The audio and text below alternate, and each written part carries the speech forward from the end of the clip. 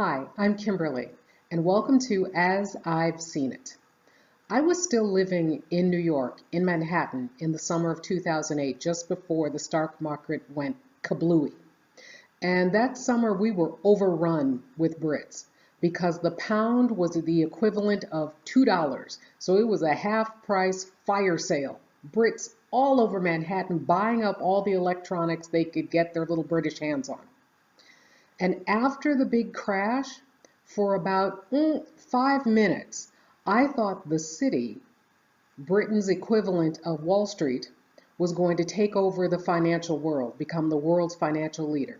But the UK kicked out Gordon Brown in 2010 and elected David Cameron. And in getting David Cameron, they got George the Hatchet Man Osborne. Because George came in as Chancellor and decided, okay, the UK needs austerity. The UK did not need austerity. And George started cutting like a madman. So George, along with David Cameron, they were in office until last year, 2016. Guess what? Theresa May has decided to let George's last rounds of cuts, George's budget, go through.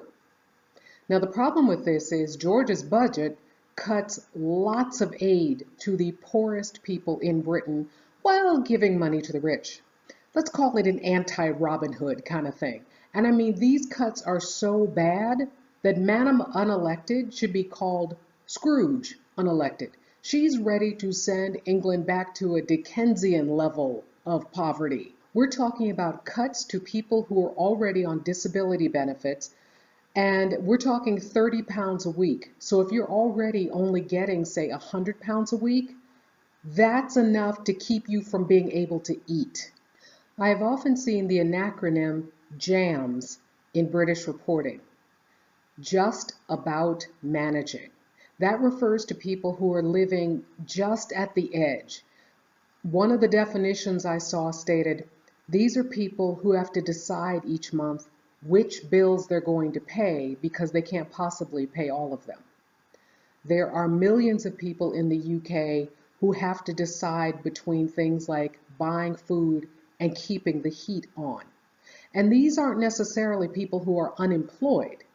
In that JAMS group, they estimate that there are 7 million people who are employed and still cannot make ends meet because rent is so ridiculously high in the UK.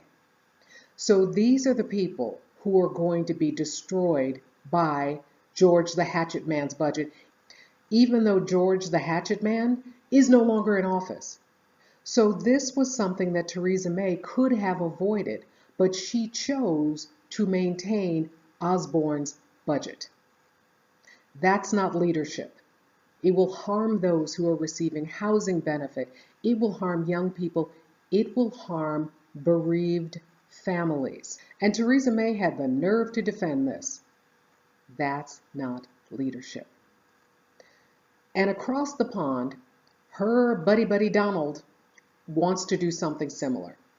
The difference is George Osborne's budget goes into effect today, Thursday, April 6th, 2017. Donald has proposed an equally draconian, possibly even more evil budget, but Congress has to approve Donald's budget. Donald's budget takes food from the elderly, takes food from disabled veterans, takes food from children in the form of school lunch programs.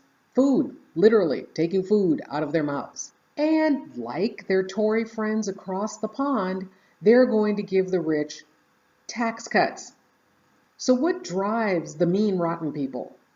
We know that on the American side, there's this love of Ayn Rand and her philosophy, which is basically screw the poor, aid the rich, let's move on.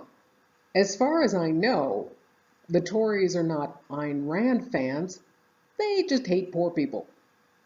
And it's been like this for as long as I've followed British politics. I sure remember the nickname Thatcher the Milk Snatcher, because that's what she did. Took milk from poor kids. But the difference between the American meanies and the British meanies is that the American meanies mean to do harm around the world.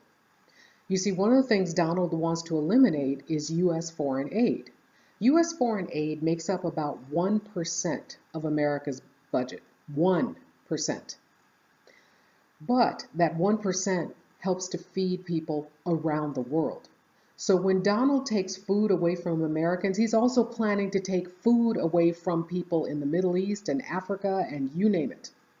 He's planning to take school lunches from American kids and from kids overseas.